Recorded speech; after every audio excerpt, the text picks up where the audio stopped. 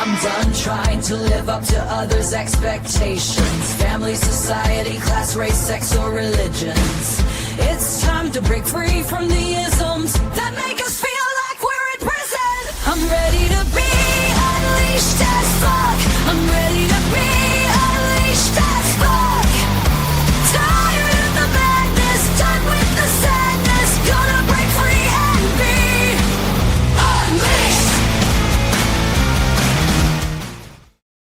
Hello, leash breakers. This week, we're calling out one of the trickiest leashes of all. I'm not sure why it's the trickiest. The lipstick lie. I guess it is kind of tricky. It's a myth that says that if a woman shows off, if she's sensual or if she's soft or polished, she can't possibly be powerful. That if you wear lipstick, lashes, heels, you're performing to get what you want and where you want to go. But if you don't, you're unprofessional, emotional, you don't care, or you're too much. Yeah. And I would even throw in, or you're just like a nerd or something. Yeah. Right. Or you're like, a nerd. So it's a catch-22, right? I mean, it's like you're damned if you do and damned if you don't. Sometimes we are performing to survive or to get something, because it's like that's the only way we can fit in or get ahead, is to try to follow these societal expectations. And it may be the best way for us to get seen or heard, at least initially, in some rooms. But the real problem isn't with the lipstick or the high heels. It's the lie and perpetual stereotype, really, that women can't be powerful unless they look and act more like men. Ooh, I have heard that. You are listening to Unleashed AF, the podcast that rips off the mask, exposes the leashes holding you back, and challenges you to lead authentically and powerfully. I'm Deidre Beecham, visibility catalyst, keynote speaker, and creator of the Medusa Effect and Trigger Tripping. I work with executives, entrepreneurs, and change makers who are done performing and ready to lead unmasked, unapologetic, and absolutely undeniable. That's right. And I'm Jenny Badig, certified hypnotherapist, coach, human factors engineer, and liberator of your subconscious superpowers. I help people understand and unleash what's already inside them so they can stop sabotaging and start soaring. And together, I just want, when you talk about the Medusa effect now, or the Medusa Chronicles, I just want to have like little snaky things in my hair. It's not really a great representation, but it's all I got. Oh, that's awesome. So together we are leash breakers, dream makers, risk takers. Don't you mess around with us. So if you love what we're about, hit like, follow, subscribe, and drop your thoughts or comment in the comments field under the video. Or you can go to our website, unleashedafpodcast.com. And you can go to the WWJDD page there, which is What Would Jenny and Deidre Do? That's where we can get your feedback on maybe ideas for future shows, or if you just have comments on a show, or questions, or if you'd like to be potentially interviewed on our show. If you have a story you'd like to share about becoming unleashed, that would be the way to get a hold of us about that. So we're here to expose the leashes, explore what it really means to be free, and to help you step into your fully authentic and unleashed life. Excuse me. Yeah. And I when we were looking up the information for this, one of the things we found was evidently nearly 90% of women report being judged about their looks. And yet, if you ask men if they've been judged on their looks, or if you start asking them the same questions that a lot of women get on the red carpet or in interviews, they look at you like, this is a crazy question. Yes, it is. It's a crazy question. And why are women so judged on their looks?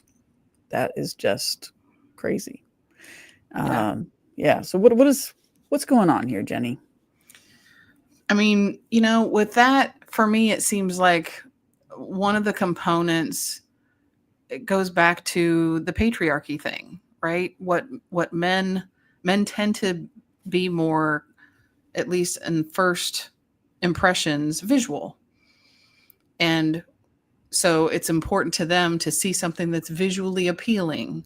And that's what women have been told for years. Oh, you want to look good for your man. Oh, you want to look good so that you'll attract a good man, that kind of thing. And it's interesting that you bring that up about men being more visual. And I'm wondering, is that true? I mean, is that a true statement, or is that just something that we've agreed to believe because we've been told it for so long? I think there's some element of it that is true. I think there is an aspect, and not that it, as we know, when we talk about things like gender and things like that, as far as we're concerned, it's a spectrum. So it's not Yes. a black and white, yes or no kind of situation. But I do think that there are, maybe it's because they don't also take the time to go deeper than just the superficial. So maybe that's why they just sort of take action based on the first thing that they see. And sometimes it burns them, sometimes it doesn't. But I do think it's also an element of that's what we've been told, and that's what just has become accepted as well. So a little bit of both, in my opinion. Yeah, I'm just I'm just wondering. Yeah, okay, here we go. So it turns out that research shows that both men and women are both visual. Men are more visual.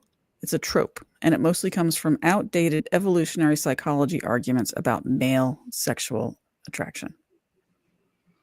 Yeah, well, I would certainly agree. Most people in general are visual. Yeah, Yeah, interesting. which is why Yeah, hypnotherapy works so well. it's just 'Cause it's so imagery. interesting how we, there are certain things that we just accept to be true because we've been told them for so long. Mhm. For generations. I was certainly told that growing up. I was told that, once I got to a certain age, well, of course, as a child, no makeup. And then as soon as you get to a certain age, it's like, why aren't you wearing makeup? You have to be wearing makeup. And I've Mhm. never been attracted to it. My sister, on the other hand, was sneaking. She snuck makeup into her backpack so she could Mhm. make up down at the bus station and Mhm. where we were picked up by the bus, and so she could wear it to school, and then she'd clean it all off before she went home.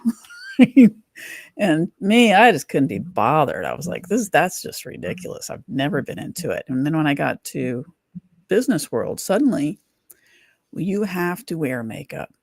You can't make it anywhere without makeup.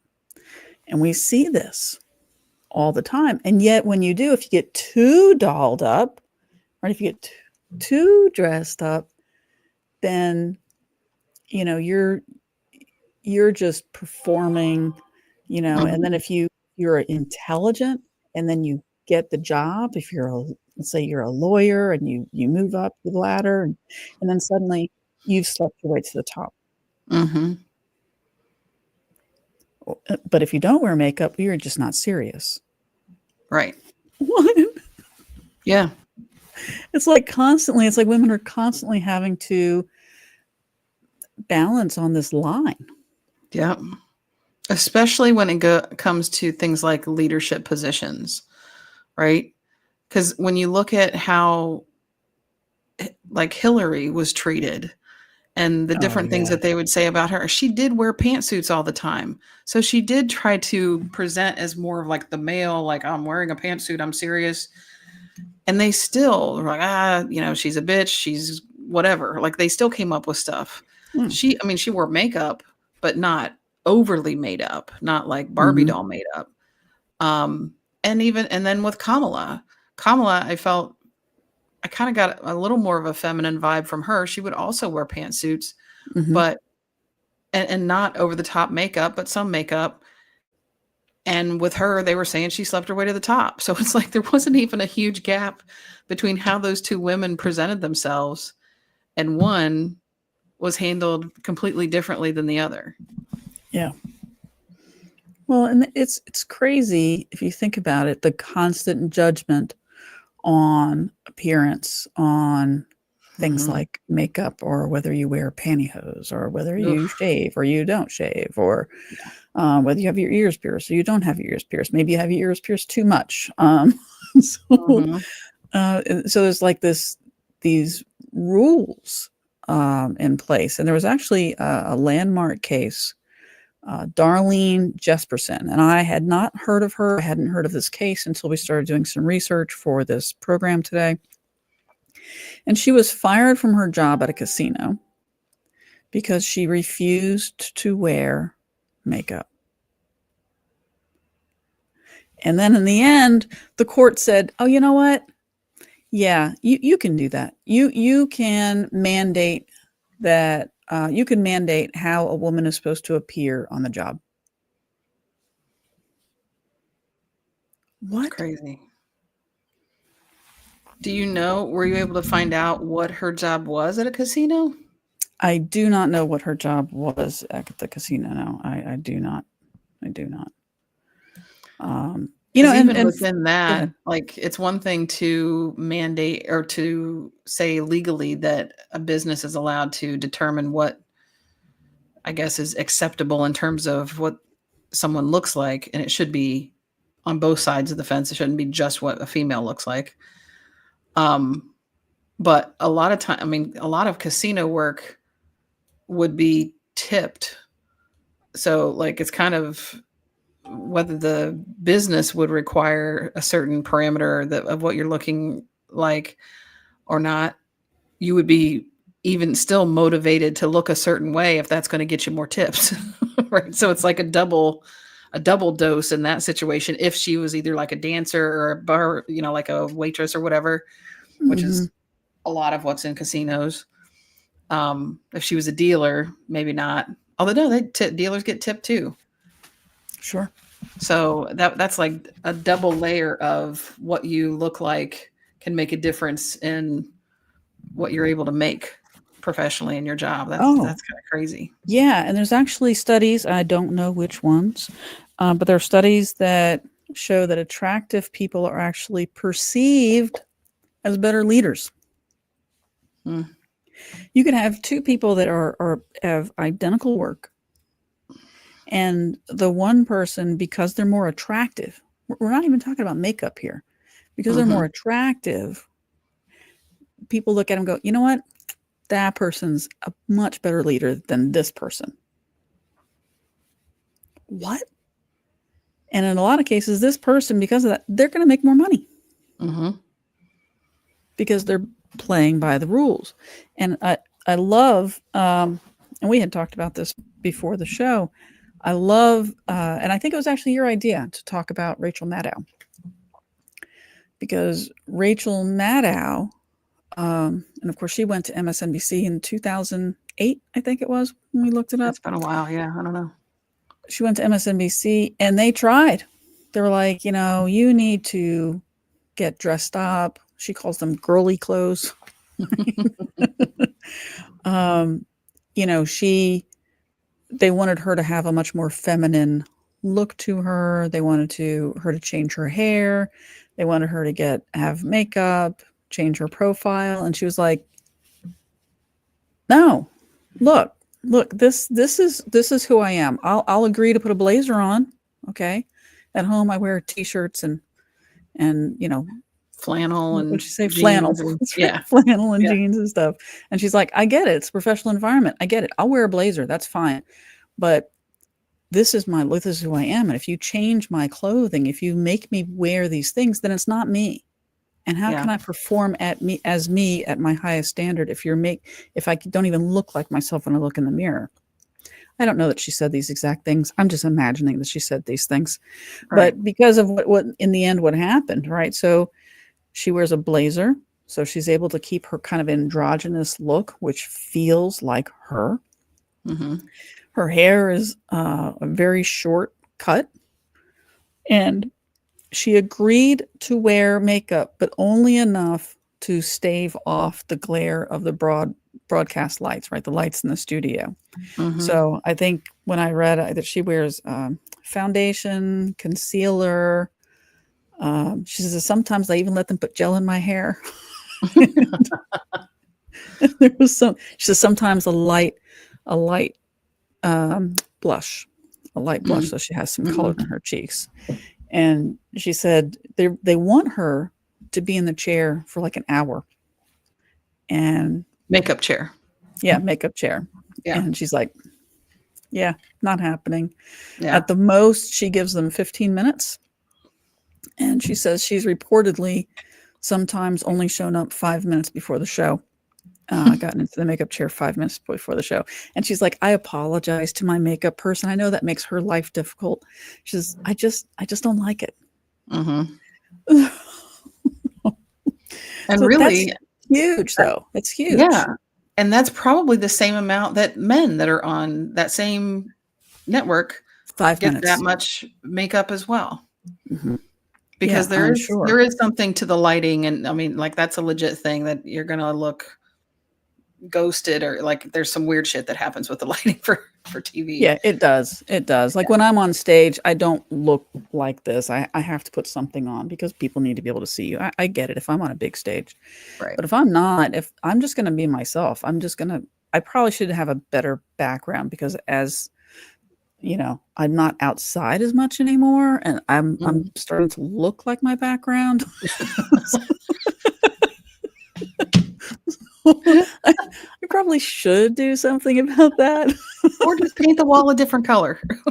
Yeah, but I think I'm going to do something to the wall and not to my face. Right. Exactly. Because this is more comfortable for me. My hair keeps getting shorter and shorter. And again, and you know what's the crazy thing about that is that even though I don't put the makeup on, I do wear earrings. You most of the time can't see them because I'm wearing headphones.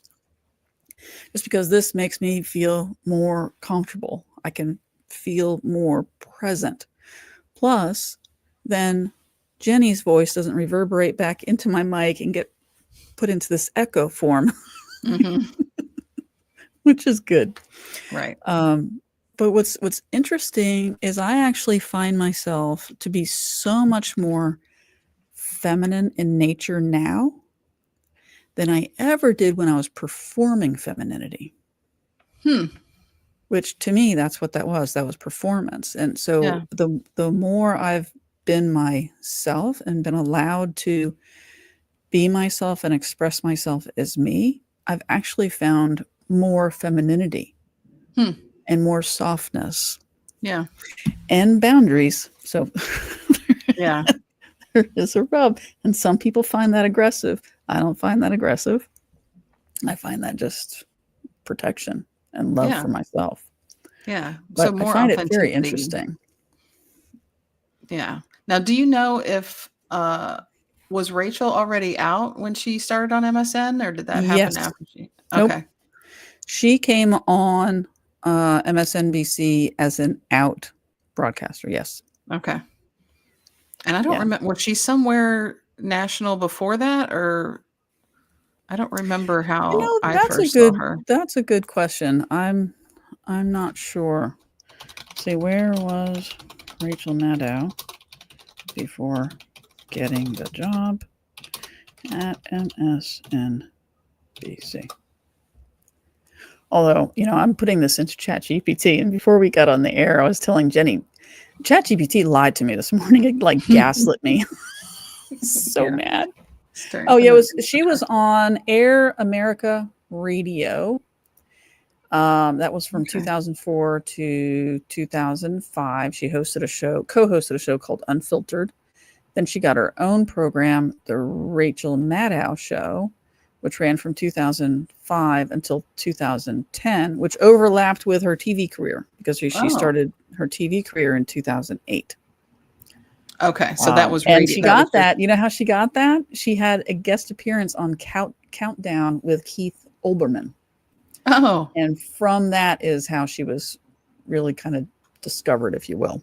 They're like, wow, evidently she had a really, really strong showing. And MSNBC went, you know what? We want you. Yeah. Cool. So good for her. Anyway. Yeah. And, you know, I can look back to when I was working in the corporate world, not corporate in terms of like lawyers and finance and stuff like that, but engineering. So there were not nearly as many women in the buildings that I was in as there were men. And there definitely were some women that got characterized because they would dress up or wear more makeup and stuff like that. And so they were kind of, I don't know, talked about as being not necessarily always, because they weren't necessarily at the top of anything. So it wasn't like they slept their way to the top, but an implication that they weren't there on merit. They were there because they look good. You know, like there was definitely that kind of talk about some of the people. And certainly because it was an engineering firm, there were plenty of women that looked more the male part than the female part, because just like we've talked about, makeup not that important to us. And when you're an engineer, a lot of times it's the makeup route is not one that you go down. It's just not that important. It's not in your priorities. But I also certainly have met some women engineers in my time that did have that as a priority and would be, you know, all made up, going to like a professional dinner or something like that, you know, some kind of engineering association dinner or something like that. And the big thing from my perspective on all that is kind of like I was saying earlier, where it's not necessarily that men are more visual, but maybe men don't take the time to go further than the visual. To me, that's what makes the difference. Right. Because it's not how you look that determines what your qualifications are or even your personality is necessarily. It's what's behind that. So that's, I think, kind of the key to trying to bust this myth out. It's not like we can go change everybody's mind and tell them to not judge a book by its cover, but that's ultimately, I think, the thing that would resolve this or make it better is for people to look beyond just the cover, so to speak. Mm-hmm. Because there's definitely, I mean, that's part of what makes it a catch-22 is, like I said, those two women, like Hillary and Kamala, were both way more qualified when you look at their actual experience. They both had law experience. They both had experience in government, more so than some of the men that have been elected to that same position that they ran for. So it's not about them not being competent. They had the experience. Yeah, and you bring up an interesting point. You know, we're not going to change everybody's mind. I understand that we're not going to change everybody's mind. And it's people like Rachel Maddow, you know, standing up for herself. And even that woman that got fired from the casino for not wearing makeup, at least she was taking a stand for who she is. And I agree that it's ridiculous. If men don't have to wear makeup, women shouldn't have to either. And it's, you know, people and ditto that with pantyhose. Yeah, seriously. Yeah, if you're going to make me wear pantyhose, make men wear pantyhose too. Yeah. Now we're talking. And yeah, no. Right. Pantyhose would get reinvented and changed in like a half minute if that was the case. Yeah. And of course, a lot of this comes from the fact that men ruled the world for so long. It was absolutely a man's world. And in many ways it still is, but we have been making strides, even though the current administration seems bent on trying to take those strides away. But yeah, speaking of, I'm sorry, that just popped into my head about that video that we have from what about the Mar-a-Lago? Yeah. Look. Can you describe that real quick, and then we'll go ahead and show that? Yeah, so this was just a clip from like a comedy show or something where they were talking about how some of the women in the MAGA movement have altered their looks. Yeah, and they're calling it the Mar-a-Lago thing. Which one is it? Mar-a-Lago face, yeah. You want to go ahead and, oh, here it is. It's a beauty trend called Mar-a-Lago face. I'm gonna show you a picture of somebody pre-Mar-a-Lago face. Yay. And you have to guess who they are. That's first daughter-in-law and recording artist Laura Trump. Oh my God! Yeah.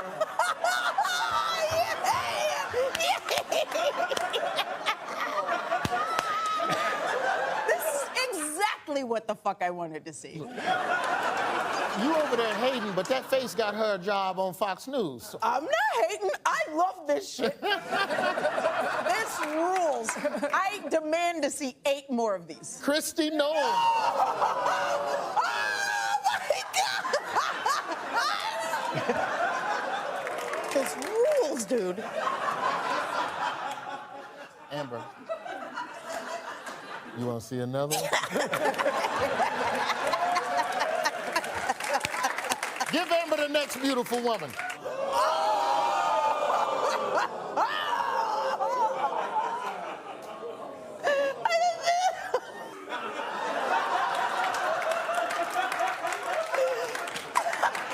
She did it to herself, though. So it's okay to laugh at it. She did it to herself, so it's okay to laugh at it. Yeah, isn't that crazy? It's just, wow, right? Like Yeah. bold, dark eyebrows, big, plumpy lips, really dark eyeshadow. I mean, it's really interesting. It's almost like this weird little right trend. Yeah. And I don't have a problem with it. If you want to wear makeup and look like Mar-a-Lago chick, I don't have a problem with that. My problem is being judged by not doing it. Right. Or being judged for doing it. I mean, yeah, we're playing a little there. I truly believe that the women that they look like before the Mar-a-Lago makeover, they looked way more attractive. Agreed. Way more beautiful. It's like performance art and not pretty performance art. And you know, I think one of the greatest failings of our society is the performance that we do for each other in order to be accepted.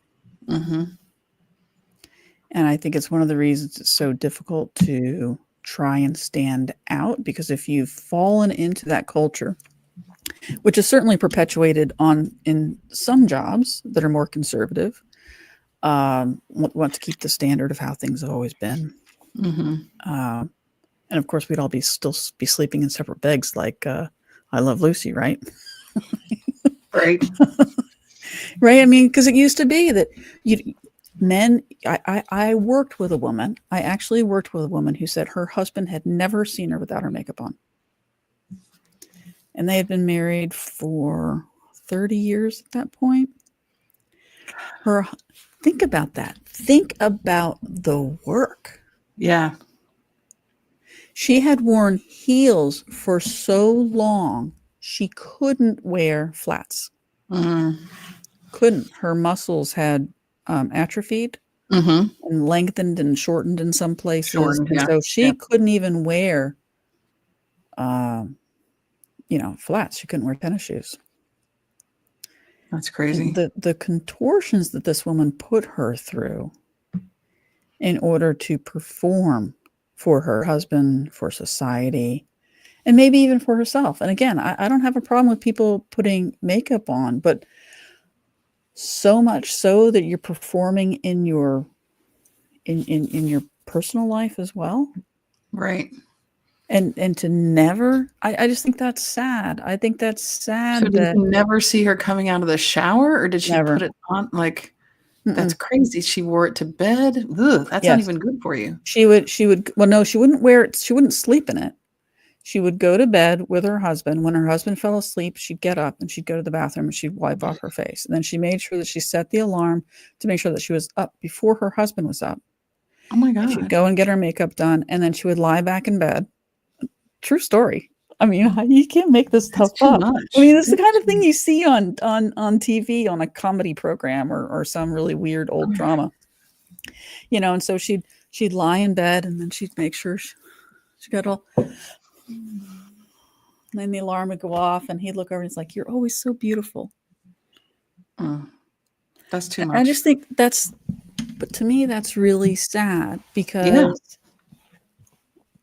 to not see enough beauty in yourself to trust that, Right. to trust that your partner is going to accept that and think you're beautiful without makeup. Yep. I just think that's incredibly sad and internalized misogyny. Mm-hmm. Right? I must do this so that I'm not judged by my husband. I must do this so I'm not judged by society. I must do this so I'm not judged by my friends. I must do this so I don't judge myself. Yeah. I even think it's weird when people say, like women say, I never fart around my husband. Like, come on. That's not healthy either. I have met men that have actually believed, blew my mind when I was younger, blew my mind when guys would say, well, women don't fart. What are we, like a different species? I know. No, of course women fart. We Yeah. do. Here we go. I'll prove you wrong right here. Okay, so true story. This wasn't where we were planning on going, but true story. I've told you this before, haven't I? I'm not sure about my first date with my wife. Oh, you might have. Yeah. My first date with my wife. So I go to her place and I was sitting on the couch. She was in the kitchen. I don't know what she was doing, and I farted, and and after I did, I just said, "Excuse me," and just continued on with the conversation. So what I didn't know, months later, we're pretty solid in the relationship. Months later, she's talking to somebody. She's like, "Oh my gosh, she farted on our first date." And I was like, "Yeah?" And she says, "And you just said, 'Excuse me.'" Yeah. And she was like, "And then you just went on like it was nothing." I'm like, "Because it is nothing. It's a bodily function." Right. Right? I mean, if I burp, I'm going to say, "Excuse me," and just move along. Mm-hmm. I'm not going to hold it and walk outside and make sure I burp out in public because, why? It's natural. It's just natural. Yeah. And that's just funny to me. And now, I don't hold back. Yeah. She was like, that was just so rude. And I'm like, I didn't think it was rude at all. I didn't see that as rude. It didn't even cross my mind that would be rude. Yeah. Now, if you got up and like pointed your ass at somebody's face, that's different. That's rude. Yeah, absolutely. Or you fart in bed, then stick their head underneath the covers. Right. Yeah, that's rude. That's just rude. Yeah. But yeah, I just don't. Okay, that's a totally different topic. Right.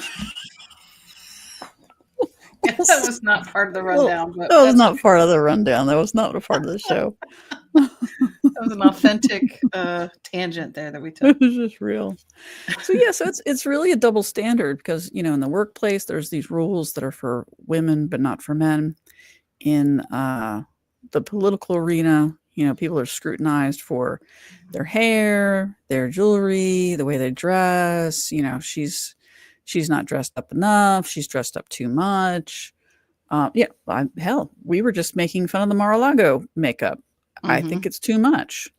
But like what's her name? Amber was saying. Is that her name? Amber. Amber. She did it to herself. She did it to herself. Yep. And I just think it's sad when the rules of the societal circles that you run in cause you to not love and appreciate who you are naturally. Right. And instead, there is this performance that must be done. Mm-hmm. There's a certain amount of makeup that you must wear, a certain amount of Botox that you must have because you certainly can't have wrinkles and look older. Yeah.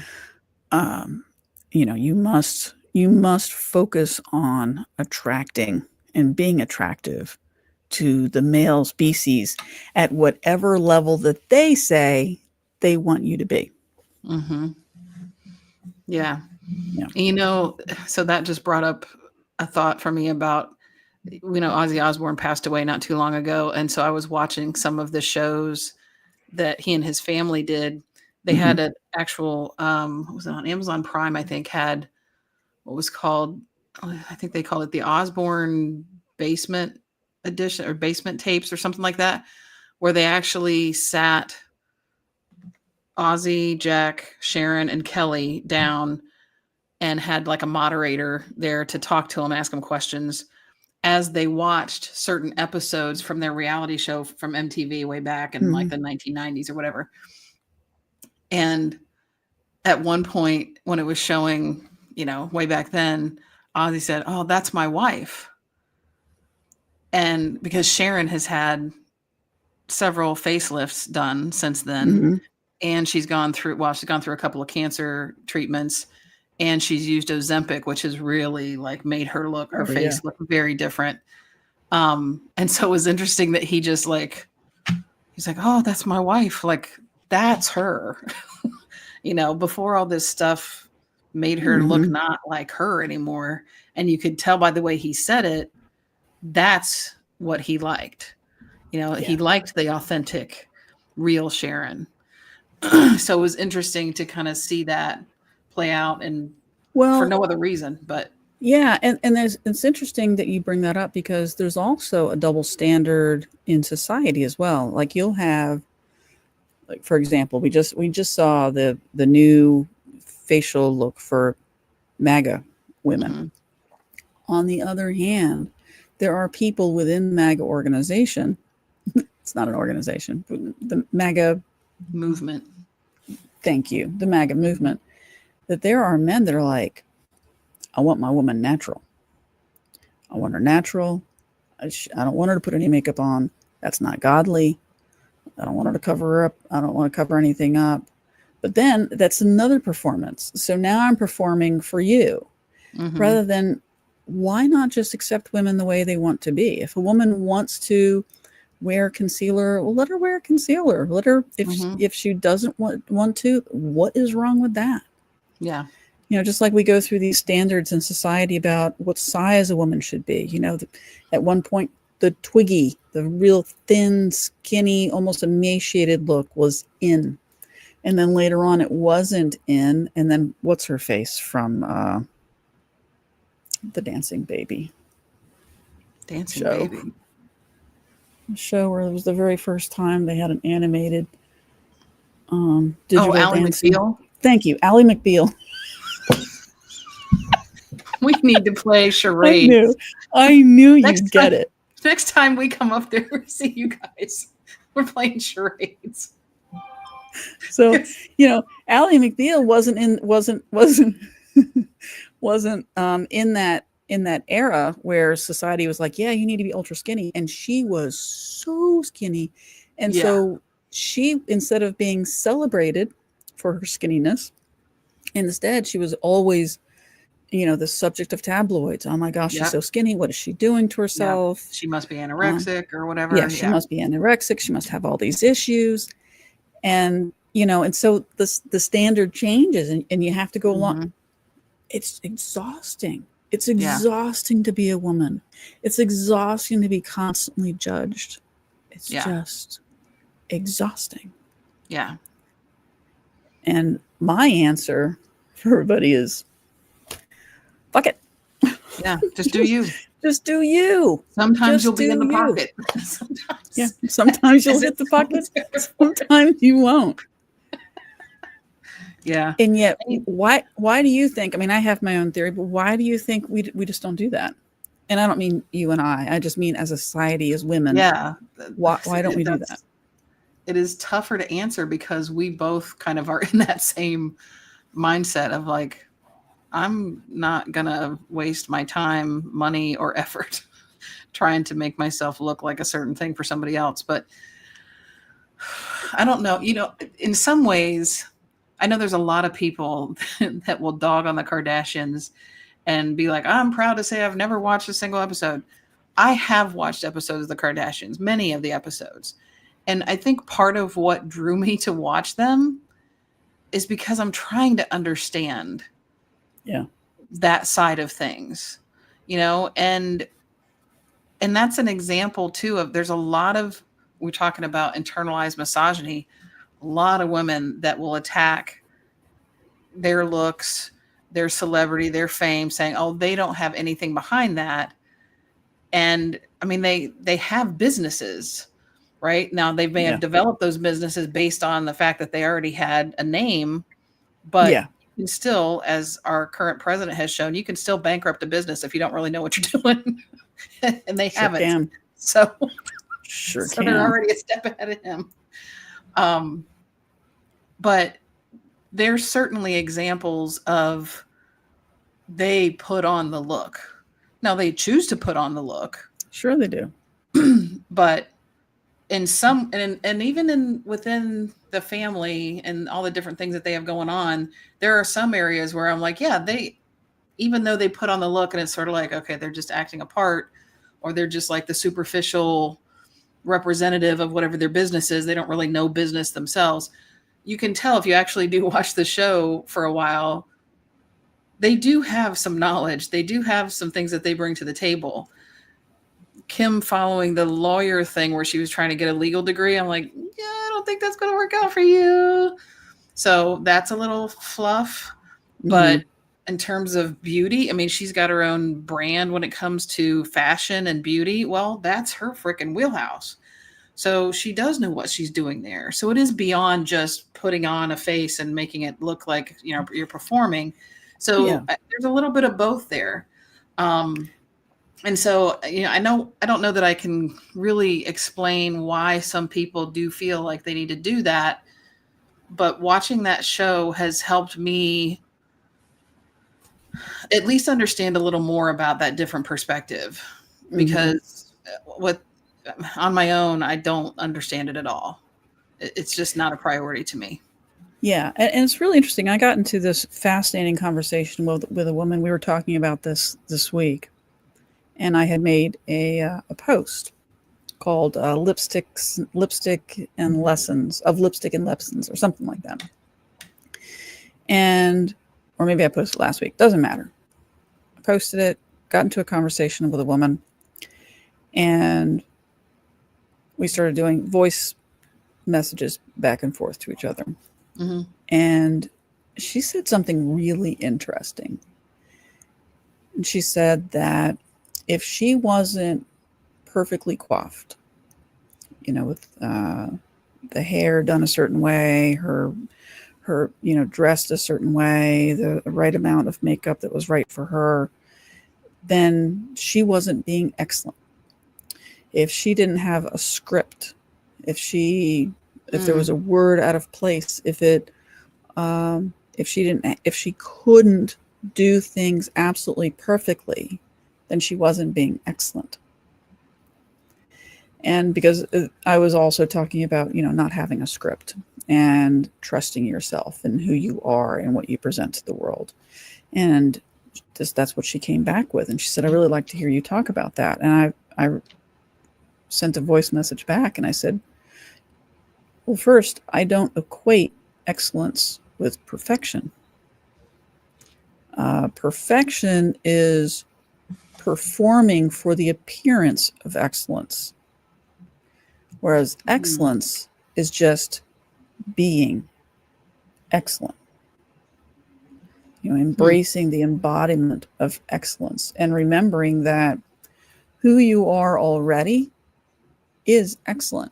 Now, if there's a part of you need to work on, then work on it. But who you are as imperfect is perfect. It's the way we connect with each other. I mean, think about the people that are perfectly coiffed, perfect in every way, measured sentences. You wonder, who is that behind that facade? Who is that person really? Yeah. And then if you see that, and this happened to me, I went to a presentation and I had seen this woman on videos. I had seen this woman on stage. And then I went backstage and I had this conversation with her, and she was so different. So different from the videos, so different from what I saw on stage. And I was like, it was jarring for me. Just jarring, because I was expecting her to be this way that I had learned who she was from the stage, from these videos. And then we got in person, and this is not the same person. She had lost so much of the affect that she put on to perform. And I was left with the non-performance, which was her, which is wonderful. She's a wonderful person, but doesn't trust it enough to be that. It has to be a performance. And there are even rules. I belong to the National Speakers Association, and there are rules in there about how, I'm probably going to get kicked out, about having the perfect performance. But to me, a perfect performance can be excellent, but not in total perfection and with Absolutely measured. Yeah. Be excellent. So I remember now with you saying that, one of the conferences or unconferences, as they called it, in that networking group that we were both in at different times, the speaker that I remember most that was there at least 1 year, maybe more. I think he was there more than 1 year.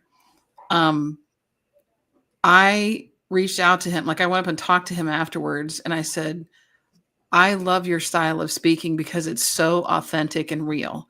He didn't have anything close to a script. He was walking around the room talking to people.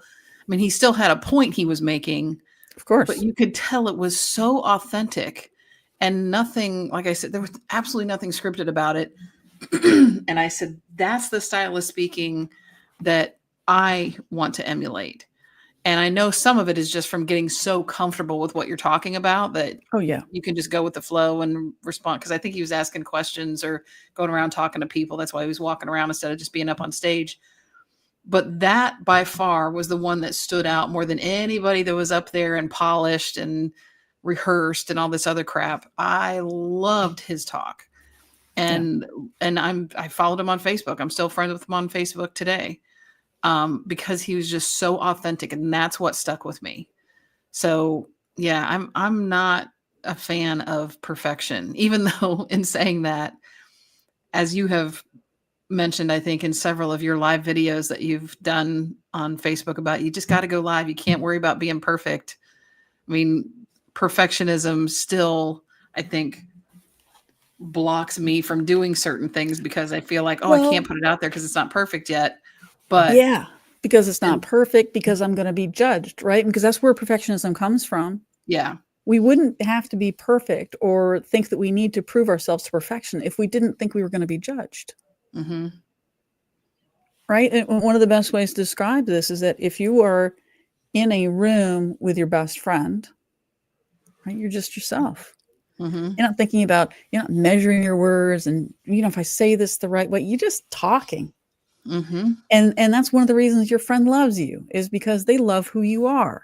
Right. And we express it freely, but then we get online and we do a video for our business and we're like, I can't show who I am because I need to appeal to more people. Well, by trying to appeal to more people, you appeal to no one, because now you're sounding like everybody else that is trying to be perfect, that is trying to be not themselves, that is trying to create a version or a performance of themselves that they think people want to see. And I know I did it. I did it for years. I was like perfection personified. You were PP. I was PP. I was the OPP. Yeah, you know me. Yeah, the original perfect performer, OPP. I'm gonna write that down. I love it. I love it. Oh, speaking of performing and not performing, this is fantastic. This is Taylor Swift. Let's go ahead and put her up here. deprogram the misogyny in my own brain. There is no such thing as a slut. There is no such thing as a bitch. There is no such thing as someone who's bossy. There's just a boss. We don't want to be condemned for being multifaceted. Sorry, that was a real soapbox. No, Why did I say sorry? You're just... It's because we're trained to say sorry. Yeah, we legitimately are. We're like, sorry, was I loud? In my own house that I bought, with the songs that I wrote, about my own life. Yeah, I saw that and I thought, oh, that's perfect. That gets so many points across. I'm sorry, am I being too loud in my own house that I bought with my own songs, with my own money, My own life. my own Yeah. life? And she's a great example, honestly, of someone who decides she wants to put on the fancy clothes and she wants to wear makeup. That's her signature red lip. I mean, everybody knows that. All of her fans know that red there's lip. nothing wrong with that. She loves it. And at the same time, she is so flippin' genius with not only the business aspect of how she's gotten to where she is, but the creativity aspect of all these songs that she's written, the way she's performed them, the way she's dropped these Easter eggs in to keep her fans interested in like trying to figure out what's next and all this Absolutely stuff. Brilliant. Yeah. Brilliant. And so she's definitely not just a pretty face. No. And she's doing it her way, right? These are Yes. her songs about her life. She said it best. These are her songs about her life. They aren't, contrived or, Right. this is what people want to hear. No, she's Right. just being her. She's very outspoken. Yeah. Love that. And I mean, obviously she's a performer, but when it's authentic songs about your own life experiences, I'm sure it doesn't feel as much like performing. Yeah. Because absolutely. it's her experience. And I would think, I've thought about this before with like musicians or singers or whatever. I'm like, if they've written their own songs, it's got to be easier for them to remember, the lyrics and stuff versus if somebody else wrote the song and then they're performing it, because they know what went into writing every single word. Yes, they and do. it means something to them. Because I remember at first, like, maybe it was after I saw my first concert or something. I thought, how the world, because they don't have a teleprompter and they remember the words to all those songs. I'm like, how do they do that? Yeah. And so I in thought that thinking too, about but you're it, so right. yeah. And that's, I also think that's another part of the brain. People who are either musicians or dancers or something like that, to be able to remember either choreography or notes that you got, the people that can play an instrument and sing at the same time, flip and blow my mind. Mind blowing. That's an art. Additional areas of the brain that are firing to make that happen from what we're usually doing on a day-to-day basis. So the idea of being able to really live those words, it's not even like they're performing. It's like they're living it. They're sharing what has happened in their life through the lyrics of their songs and stuff like that, is just, I think, very cool. And so, yeah, there's so many things that she has put out or she has said that I've found inspirational, because she is a strong woman. She knows her value. She's not going to back down to anyone. And at this point, she's got all the success and money and everything that she doesn't have to worry about even being bullied by someone or out financed by someone or whatever. It's just not going to happen. And so what I'm taking away from today is that it doesn't matter if you wear a lipstick, you don't wear a lipstick, you wear eyeshadow, you don't wear eyeshadow, you get all dolled up, you don't get all dolled, and even calling it dolled up. What is that? How old am I? Right. Oh my goodness. Dolled up. So this week we dare you, right? Just reclaim a piece of yourself. Reclaim a piece of yourself that you've toned down or you've questioned or you've been performing, and like, wear the lipstick or don't, right? Which one's you? Figure it out. Post the selfie without filters. Oh my gosh, please post your pictures without filters. And my goodness, I'm picking on real estate agents here. I know you're not the only ones that do this, but keep your pictures updated. We're looking at your card and we're going, oh, and then we go and try and find you and you don't look anything like that because it's from 10, 20 years ago. Right? You don't wear a beehive anymore. Right. But choose softness without being apologizing about your softness, or choose to be powerful without making it perfect. Mm-hmm. Because perfection isn't necessarily powerful. Powerful is an essence. It's a feeling. It's a vibration. It's an energy. Yeah. But make you the reason. Make you the reason, not because somebody else wants you to do it, or because there's a man over there that says you need to be this certain way, or a woman that says you need to be a certain way. Right. The biggest approval that you need is your own. Right. Use. Yeah. And, you know, I would say when it comes to if you want to be powerful or stand in your own power, really think of it that way, not because it may be perceived by others as, oh, you're just trying to argue for argument's sake or prove your point or something like that. No, just stick to your authentic self and try not to get pulled into their orbit of spinning your words or whatever. But that's, you know, there's so much stuff, especially with social media these days, where people can say things that they wouldn't probably say in face to face or in person.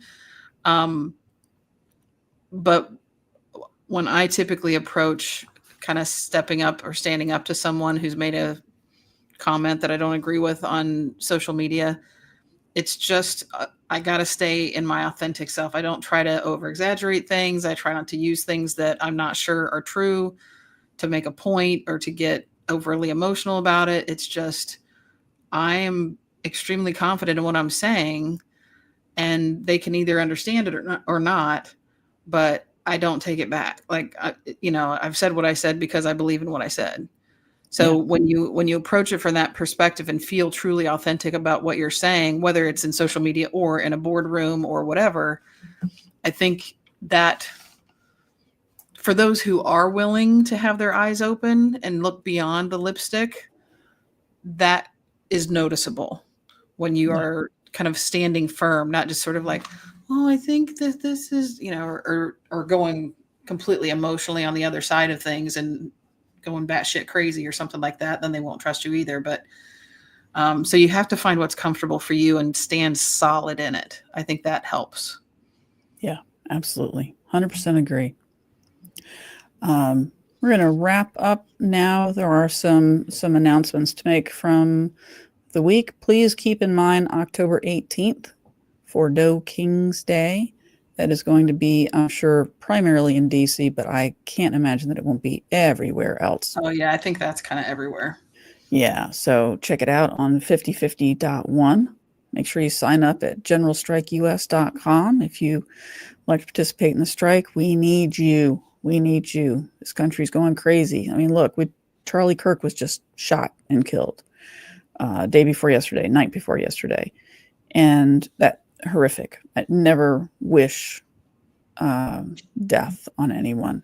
And that's absolutely horrific that he was murdered and he's left behind a wife and children. Not a fan of Charlie Kirk. Never have been. I think he was absolutely pretty horrific and spread a lot of hateful rhetoric. But something needs to be done because this is crazy. He was just espousing his views, and he has the right to do that under our Constitution. And if we start taking that right away because we don't agree with what somebody says, that's dangerous for all of us, not just Charlie Kirks of the world. Yeah. And so many people were saying political speech has to be protected. I'm like, speech in general. This is not just Speech about needs to be protected. Yeah, not like That is the politicians are Constitution. anything higher or better than the rest of us. And at the We all same need to be time, protected. and at the same time, it doesn't mean there aren't consequences, right? You can't yell out fire in a movie theater and not expect a consequence. You can still say it, Mm-hmm. but there's going to be a consequence for it. And unfortunately, Kirk experienced a major repercussion, Yeah, which shouldn't irreversible. happen. It just shouldn't happen. And I'm sorry that happened. Next week episode, I don't know. Did we talk about it? I don't think we figured I it guess out. we didn't. Come next week. Do that. We'll let you know. Yeah. So if you enjoyed today's episode, subscribe, follow, share. If you have a topic, question, want to be a guest, go to our website, unleashedafpodcast.com. Someday, maybe I'll figure out how to do a show without twisting my chair. Probably not. Tune in to see. Tune in to see. You did send me something this week and said that we should probably talk about that on the pod, but I don't recall exactly what it was. Okay, well, we'll figure it out. Yeah, so I think we probably have something. We just didn't document it in here. We'll have to go look through our messages to each other. That sounds good. And remember, read Leash Breakers. You're not too much. Go ahead, Jenny. Go ahead. You're not broken. You're not broken. The system is. You're just unleashing. We're all trying to unleash, I believe. We got to keep going. I think the world is trying to unleash, and there's another part of the world that is trying to keep it from unleashing. Too bad. Right. Take care till next week. I'm done trying to live up to others' expectations. Family, society, class, race, sex, or religions. It's time to break free from the isms that make us feel like we're in prison. I'm ready to be